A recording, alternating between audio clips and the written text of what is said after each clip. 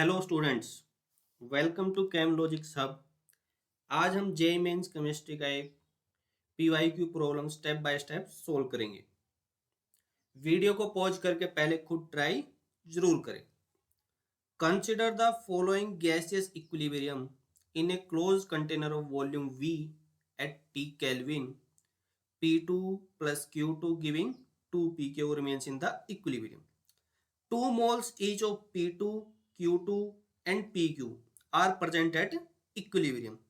Now 1 mole each of P2 and Q2 are added to the equilibrium, keeping the temperature at T Kelvin.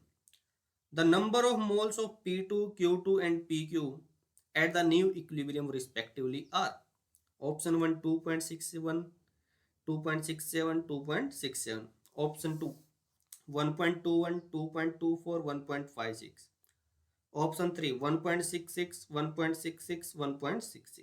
Option 4 1.56, 1.62, 2.24. तो आइए इस question को solve करते हैं। क्या दे रखा है? केमिकल रिएक्शन दे रखी है जो इक्विलिब्रियम है P2 plus Q2 in equilibrium with 2PQ। जब इक्विलिब्रियम पे थे ये रिएक्शन तो P2 के कितने मोल थे? 2 मोल, Q2 के 2 मोल और 2 PQ के भी 2 मोल। अब वॉल्यूम तो सबकी फिक्स है V, तो अगर कंसंट्रेशन पता लगाने तो सभी को V से डिवाइड कर लेंगे। अब देखो इक्विलिब्रियम कंडीशन दे रखी है, सभी कंसंट्रेशन दे रखी है, तो क्या हम यहां से Kc पता लगा सकते हैं? Equilibrium concentration in terms of concentration term, तो 2/V², P2 2/V², Q2 2/V²। किसके इक्वल आ जा रहा है ये? तो Kc इक्वल टू 1। तो ये इक्विलिब्रियम कांस्टेंट हमें पता लग चुका है। अब इसने क्या किया है क्वेश्चन में, जो इक्विलिब्रियम पे जो कंसंट्रेशन थी, जो अमाउंट थी, उसमें 2-2 मोल, एक 1-1 मोल P2 और Q2 का ऐड किया है। तो एक बार फिर से दोबारा रिएक्शन लिख लेते हैं। P2 plus Q2 equilibrium with 2PQ। जब एक एक मोल ऐड किया गया, टाइम अब इक्विलिब्रियम पे नहीं रहेगा जैसे ही ऐड करेंगे। तो एक मोल ऐड करते P2 के मोल्स कितने हो जाएंगे?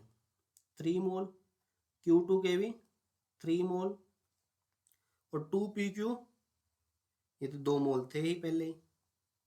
लेकिन हमें पता है कोई भी रिएक्शन में अगर इक्विलिब्रियम डिस्टर्ब होता है तो वापस इक्विलिब्रियम पे अटेंड करना चाहती है। तो अब हमने रिएक्टेंट साइड में कंसंट्रेशन या अमाउंट बढ़ाए तो इक्विलिब्रियम किस साइड शिफ्ट होगा? Forward shift.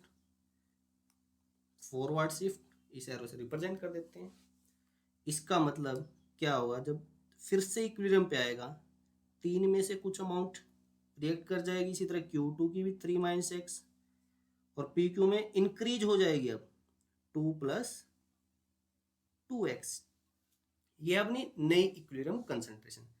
तो अब हम क्या लिख सकते हैं? Kc will be equal to 2 + 2x by V² divide by 3 - x by V, 3 - x by V। और Kc किसके इक्वल है? 1। V तो कैंसिल हो जाएगा, V² ऊपर V² नीचे, क्या बच जाएगा? 2 + 2x डिवाइड बाय 3 - x²। यहाँ से क्या मिलेगा हमें? 1 equal to 2 + 2x divide by 3 - x। जैसे ही क्रॉस मल्टीप्लाई करेंगे तो क्या मिल जाएगा हमें आगे? 3 - x इक्वल टू 2 + 2x।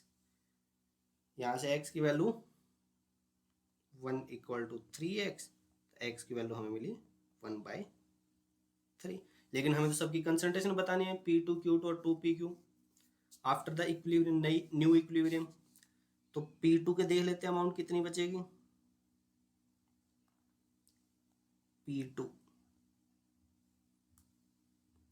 कितना है? 3 - x, 3 - 1/3 कितना आ जाएगा?